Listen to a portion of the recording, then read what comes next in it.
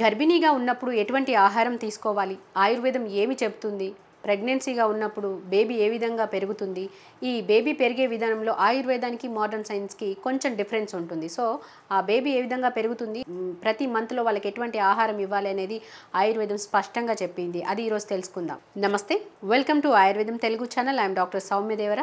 పాలు, పెరుగు, మజ్జిగ, వెన్న, నెయ్యి, ఈ పాలకు సంబంధించినటువంటి డైరీ ప్రోడక్ట్స్ ఎక్కువగా తీసుకోమని చెప్తుంది. ఎందుకు? ఫస్ట్ మంత్ మామూలుగా పీరియడ్ మిస్ అయ్యేసరికి మొదటి నెల అయిపోతుంది. ఆ మొదటి నెల అయిపోయిన తర్వాత రెండో నెల వచ్చిన తర్వాతే వాళ్ళకి పీరియడ్ మిస్ అయ్యి చెక్ చేసుకుంటే ప్రెగ్నెన్సీ అని తెలుస్తుంది. కాబట్టి ఈ మొదటి నెలలో మీరు ముందు నుంచే కూడా పాలకు సంబంధించినటువంటి పదార్థాలు తీసుకోవాలి. మొదటి 3 నెలలు, first trimester, second trimester, third trimester, మొదటి 3 నెలలు, రెండవ 3 నెలలు, చివరి 3 నెలలుగా విభజిస్తారు. మొదటి నెలలో ఈ శుక్రకణం, అండకణం కలిసి ఈ జైగోట్ ఫామ్ అవుతుంది. అది గర్భసంచిలో అతుక్కుంటుంది. రెండవ నెలలోనే కాళ్ళు, చేతులు తయారవడం మొదలవుతాయి. బ్రెయిన్, డైజెస్టివ్ స్ట్రాక్ ఇవన్నీ తయారవడం అనేవి మొదలవుతాయి.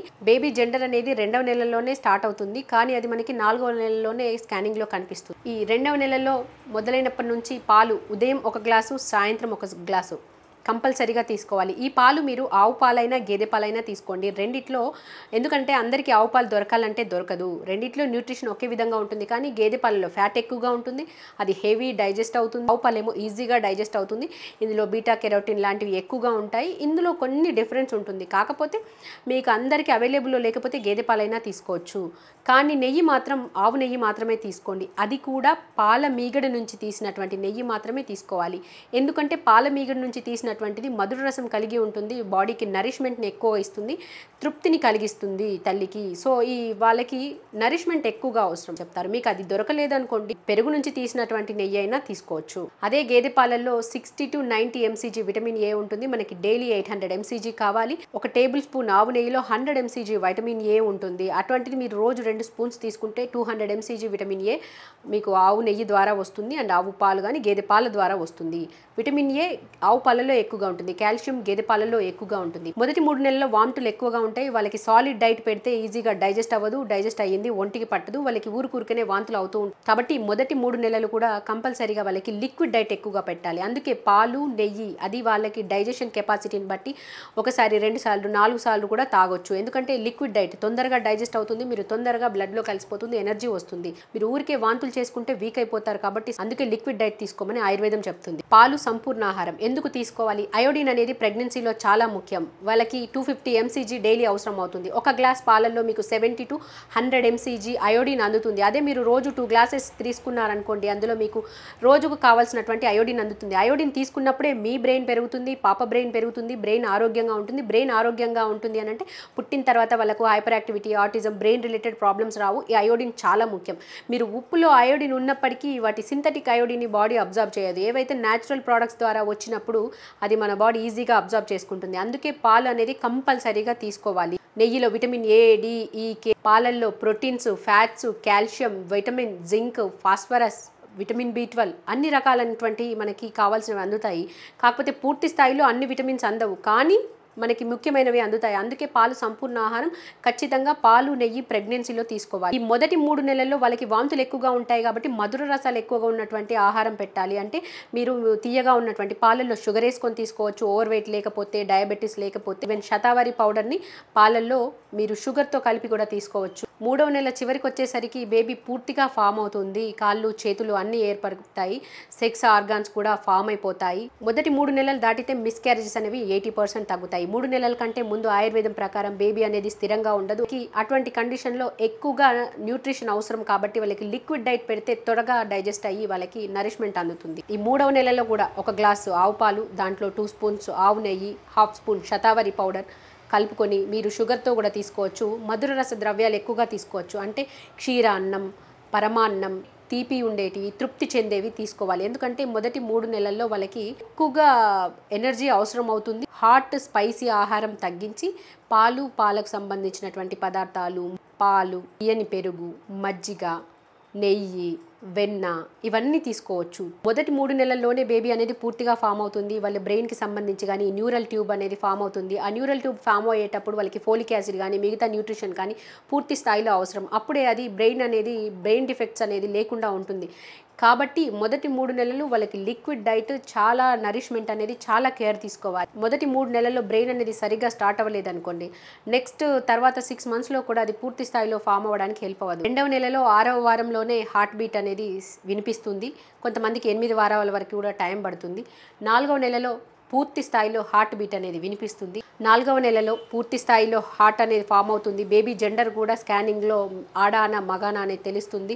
అండ్ హెయిర్ కానీ, ఐలిడ్స్ కానీ, నెయిల్స్ కానీ ఇవన్నీ పూర్తి స్థాయిలో ఫామ్ అవుతాయి. నర్వస్ సిస్టమ్ అనేది డెవలప్ అవుతుంది. 4వ నెలలో ఆవు పాలు 1 గ్లాస్, దాంట్లో నెయ్యి బదులు ఆవు వెన్న, బటర్ 1 స్పూన్ కలుపుకొని మార్నింగ్ ఈవినింగ్ తీసుకోండి. 10 గ్రామ్స్ అంటే 1 or 2 స్పూన్స్ మీరు పాలల్లో కలుపుకొని మీకు డైజెషన్ కెపాసిటీని బట్టి మీకు ఎంత ఈజీగా డైజెస్ట్ అవుతే అంత ఎక్కువగా మీరు తీసుకోవచ్చు. 4వ నెలలో దౌహృదిని అంటారు.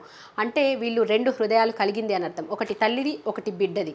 2 హృదయాల కోరికలు 4వ నెలలో బయటపడతాయి. కాబట్టి వీళ్ళకి 4వ నెల నుంచి 5వ నెల వరకు కూడా వేరే వేరే తినాలనిపించడం, తినకూడని వస్తువులు తినాలనిపించడం, పుల్లటివి తినాలనిపించడం, నాన్ వెజ్ తినాలనిపించడం, ఏదైనా వింత వింత కోరికలు వస్తుంటాయి. అవి తల్లి కోరికలు కాదు, బేబీ యొక్క కోరికలు. అవి గత జన్మ కోరికలు. వాళ్ళు తినాలి అనిపించినవి తల్లి ద్వారా వ్యక్తపరుస్తారు. కాబట్టి వాళ్ళు ఏది కావాలన్నా ఖచ్చితంగా తినిపించాలి. అది మంచిది కాలేదనుకోండి, కొద్ది మోతాదులో వాళ్ళకి తృప్తి చెందే విధంగా కొంచెం వరకు పెట్టి వాళ్ళని తృప్తిపరచాలి. అందుకే 5వ నెలలో శ్రీమంతం చేసి వాళ్ళకి అన్ని రకాలైనటువంటి వంటలు, పిండి వంటలు వాళ్ళకి పెడతారు. కాబట్టి 4వ నెల, 5వ నెల వాళ్ళకి నచ్చినటువంటి ఆహారం పెట్టండి. ఒకవేళ వాళ్ళకి ఆ బేబీకి కనుక వాళ్ళు నచ్చింది చేయలేకపోతే, వాళ్ళు తృప్తి చెందకపోతే, అప్పుడు వాళ్ళకి వాతం అనేది వికృతి చెంది అది శారీరక మానసిక లోపంగా పుట్టిన తర్వాత ఈ గ్రహణం, మొర్రి లాంటివి, లేదంటే మెదడు సరిగ్గా ఎదగకపోవడం, లేదంటే మానసికంగా వాళ్ళు సరిగా ఉండకపోవడం, శారీరకంగా లోపాలు, జెనెటికల్ ప్రాబ్లమ్స్ లాంటివి కూడా వస్తాయని ఆయుర్వేదం చెప్తుంది. 5వ నెలలో బేబీ మూవ్ అవ్వడం స్టార్ట్ అవుతుంది. బేబీ మజిల్ గ్రోత్ స్ట్రాంగ్ అవుతుంది. బేబీ స్ట్రాంగ్ అవుతూ ఉంటుంది కాబట్టి తల్లి నుండి ఎక్కువ ఎనర్జీ తీసుకుంటుంది. కాబట్టి ఈ 5వ నెలలో తల్లి వీక్ అవుతూ ఉంటుంది. కాబట్టి ఇంకా బలమైనటువంటి ఎక్కువ ఆహారం పెట్టాలి. 5వ నెలలో క్షీరాన్నం, పాలు, నెయ్యి, షుగర్ కలిపి తయారు చేసినటువంటి క్షీరాన్నం తీసుకోవాలి. ఎందుకంటే వాళ్ళకి ఎనర్జీ ఎక్కువ అవసరం. అదేవిధంగా పాలల్లో నెయ్యి క్వాంటిటీ పెంచండి. మీరు 30 ml వరకు కూడా తీసుకోవచ్చు. ఎందుకంటే ఈ 5th మంత్లో తల్లి కొంచెం వీక్ అవుతుంటుంది. షష్టికశాలి రైస్ అంటే నవర రైస్ పెట్టండి, క్షీరాన్నం పెట్టండి, పరమాన్నం పెట్టండి. 6వ నెలలో సెక్షువల్ ఆర్గాన్స్ పూర్తిగా పెరుగుతాయి. బేబీ ఇంకా స్ట్రాంగ్గా గ్రోత్ అవుతుంది. బేబీ అనేది వింటుంది, సౌండ్కి, టచ్కి రియాక్ట్ అవుతుంది. 6వ నెలలో తల్లి ఏదైనా చెప్పినా తల్లి గొంతుని బేబీ అనేది వింటుంది. ఆయుర్వేదం ప్రకారం బేబీ యొక్క బుద్ధి అనేది పూర్తి స్థాయిలో డెవలప్ అవుతుంది. అందుకే అభిమన్యుడు తల్లి కడుపులో ఉన్నప్పుడు చెప్పిన కథను 6వ నెలలో పూర్తిగా విన్నాడు. కాబట్టి అతనికి పద్మవ్యూహంలో ఎలా ప్రవేశించాలనేది తెలిసిందని చెప్తారు. సెకండ్ ట్రైమిస్టర్లో బేబీ గ్రోత్ అనేది ఎక్కువగా పెరుగుతుంది. ఉమ్మనీరు కూడా పెరుగుతుంది. కాబట్టి కాళ్ళల్లో కూడా వాపు పెరుగుతుంది. అందుకే 6వ నెలలో పాలు, నెయ్యి, శతవరి చూర్ణం వీటితో పాటు గోక్షుర 1/2 స్పూన్ పాలల్లో కలుపుకొని తీసుకోవాలని ఆయుర్వేదం చెప్తుంది. ఎందుకంటే కాళ్ళల్లో వాపు వస్తుంది. ఇది మూత్రలంగా పనిచేసి ఎక్సెస్గా ఉన్నటువంటి నీటిని బయటికి పంపిస్తుంది, వాపు తగ్గిస్తుంది. 7వ నెలలో బేబీ పూర్తి స్థాయిలో తయారవుతుంది. నర్వస్ సిస్టమ్, బ్రెయిన్ ఇంకా డెవలప్ అవుతూ ఉంటాయి. అన్ని అంగాలు పూర్తిగా ఏర్పడి ఉంటాయి. కాబట్టి 7వ నెలలో పుట్టినప్పటికీ బేబీ అనేది సర్వైవ్ అవుతుంది. తర్వాత ఆరోగ్యంగానే పెరుగుతుంది. 7వ నెలలో బేబీ ఐస్ ఓపెన్ చేస్తుంది, లైట్కి రెస్పాండ్ అవుతుంది. ఈ 7వ నెలలో కూడా పాలు, నెయ్యి ఇటువంటి ఆహారం తీసుకోవాలి. 8వ నెలలో బేబీకి పెయిన్ కూడా తెలుస్తుంది. కిడ్నీస్, డైజెస్టివ్ సిస్టమ్ ఇంకా డెవలప్ అవుతూ ఉంటాయి. లంగ్స్ ఇంకా పూర్తి స్థాయిలో డెవలప్ అవ్వాల్సి ఉంటుంది. ఆయుర్వేదం ప్రకారం 8వ నెలలో ఓజస్ అనే ఒక ప్రాణశక్తి తల్లి నుంచి బిడ్డకి, బిడ్డ నుంచి తల్లికి నిరంతరం మారుతూ ఉంటుంది. కాబట్టి ఆ ఓజస్ అనేది 8వ నెలలో గనక ఒకవేళ బేబీ అనేది డెలివరీ అవుతే, ఒకవేళ ఆ ఓజస్ తల్లిలో ఉంటే తల్లి సర్వైవ్ అవుతుంది, బేబీలో ఉంటే బేబీ సర్వైవ్ అవుతుంది. ఒకవేళ ఆ ఓజస్ ఇద్దరిలో సమానంగా ఉంటే ఇద్దరు కూడా ఆరోగ్యంగా బ్రతికి సర్వైవ్ అవుతారనమాట. 8వ నెలలో పుట్టిన బేబీస్ ఎక్కువ వరకు సర్వైవ్ అవ్వరు. ఒకవేళ సర్వైవ్ అయినా కూడా వాళ్ళలో ఏదో ఒక ఆరోగ్య సమస్య వస్తుంది. 9వ నెలలో బేబీ అనేది పూర్తిగా డెవలప్ అయ్యి ఆరోగ్యంగా ఉంటుంది. 9 నెలలు నిండిన తర్వాత బేబీ ఎప్పుడు డెలివరీ అయినా పూర్తి స్థాయిలో ఆరోగ్యంగా ఉంటుంది.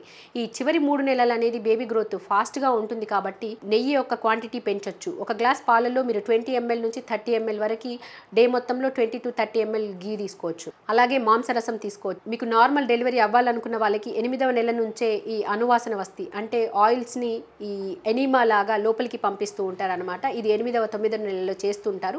దీనివలన బాడీ అంతా సాఫ్ట్గా మారిపోయి ఈజీగా నార్మల్ డెలివరీ అవ్వడానికి అవకాశం ఉంటుంది. ఎవరికైతే నార్మల్ డెలివరీ కావాలనుకుంటారో వాళ్ళకి 8వ నెల నుంచి ట్రీట్మెంట్స్ అనేది మొదలు పెడతారు. 4th 5th మంత్లో కూడా తల్లి బలహీనం అవుతుంది, బేబీ యొక్క మజిల్ గ్రోత్ పెరుగుతుంది. కాబట్టి అప్పుడు పాలు నెయ్యితో పాటు అప్పుడు కూడా మీట్ సూప్ అనేది పెట్టాలి. 7, 8, 9వ నెలల్లో కూడా బేబీ గ్రోత్ అనేది చాలా ఎక్కువగా ఉంటుంది. అప్పుడు కూడా మీట్ సూప్ పెట్టాలి. ఈ త్రూ అవుట్ ప్రెగ్నెన్సీ కూడా తల్లి మానసిక ప్రశాంతత ఉండాలి. సరైనటువంటి ఆహారం తీసుకోవాలి. పిల్లనివి లైట్ కలర్ దుస్తులు ధరించాలి. సంగీతం, నచ్చిన సంగీతం పాటలు వింటూ చాలా ప్రశాంతంగా ఉండాలి. ప్రెగ్నెన్సీలో లిక్విడ్ స్వీట్ డైట్ ఎక్కువగా తీసుకోవచ్చు. స్పైసీ తగ్గించాలి.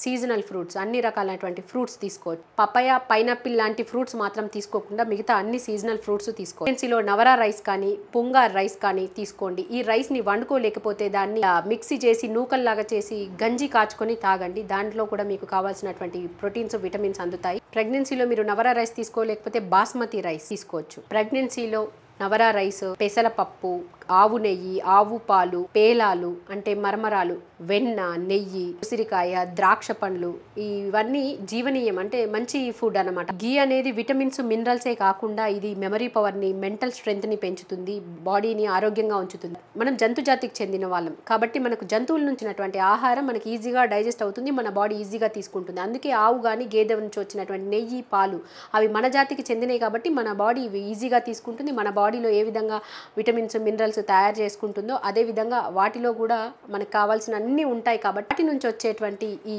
డైరీ ప్రోడక్ట్స్ అనేవి మనకి త్వరగా ఎనర్జీని ఇస్తాయి. ప్రెగ్నెన్సీలో ఉన్నప్పుడు ఒకే దగ్గర కూర్చొని ఉండకుండా వ్యాయామం చేయాలి. మీ పనులన్నీ మీరు చేసుకోవచ్చు. వాకింగ్, స్విమ్మింగ్, యోగా, మెడిటేషన్ లాంటి సింపుల్ ఎక్సర్సైజెస్ చేసుకోవచ్చు. తాగేటువంటి వాటర్లో మీరు 24 క్యారెట్ గోల్డ్ వేసి 15 మినిట్స్ మరిగించి ఆ గోల్డ్ వాటర్ని తాగితే దాని ద్వారా మీ ఇమ్యూనిటీ పవర్ పెరుగుతుంది. ఎవరికైతే ప్రెగ్నెన్సీలో ఉమ్మ నీరు తక్కువగా ఉంటుందో అటువంటి వాళ్ళు కొబ్బరి నీళ్ళు ఎక్కువగా తాగండి, ఉమ్మ నీరు పెరుగుతుంది. ఇప్పుడు కూడా ప్రెగ్నెన్సీలో పాజిటివ్ మైండ్తో ఉండాలి. ఏది ఆలోచిస్తే బిడ్డ ఆ విధంగానే తయారవుతుంది. మీ ఆలోచనలు, స్ట్రెస్ అంతా కూడా బేబీ మీద పడితే పుట్టే బిడ్డ ఆరోగ్యంగా ఉండదు. కాబట్టి పాజిటివ్గా ఉండాలి, ప్లెజెంట్ వాతావరణంలో ఉండాలి, మంచి మ్యూజిక్ వినాలి, ఆరోగ్యంగా ఉండడానికి అవసరమైనటువంటి ఆహారం తీసుకోవాలి. ఆ విధంగానే మీ చుట్టుపక్కల ఉన్నటువంటి వాతావరణాన్ని క్రియేట్ చేసుకోవాలి. కాబట్టి ఆయుర్వేదంలో త్రూ అవుట్ ద ప్రెగ్నెన్సీ చెప్పేది ఏంటంటే ఆవు పాలు, నెయ్యి, వెన్న, బటర్, పాలకు సంబంధించినటువంటి పదార్థాలు ఎక్కువగా తీసుకోమంటారు. ఈ వీడియో కనుక మీకు నచ్చితే లైక్ చేయండి, షేర్ చేయండి, నా ఛానల్ని సబ్స్క్రైబ్ చేయండి. Thank you for watching. I'm doctor Soumya Devara.